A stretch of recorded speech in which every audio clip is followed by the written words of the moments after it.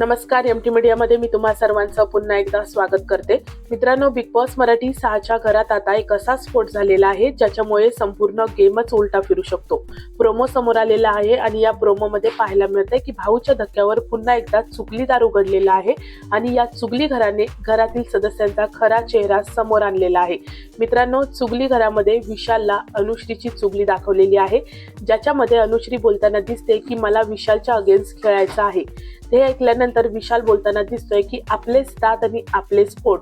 तर मित्रांनो, पुढे दुसरी चुगली रोशनला दाखवण्यात आलेली आहे, रुचिता आणि विशालची, ज्याच्यामध्ये रुचिता बोलत आहे की रोशनला गेमच कळत नाही. त्यानंतर विशाल बोलताना दिसतोय की मला रोशनचा भार उचलून पुढे जायचं नाहीये. मित्रांनो, हे ऐकताच रोशनला राग अनावर होतो आणि तो थेट विशाल आणि रुचिता समोर जाऊन स्पष्ट बोलतोय की मला आतापासून टोळी ग्रुप सोडायचा आहे.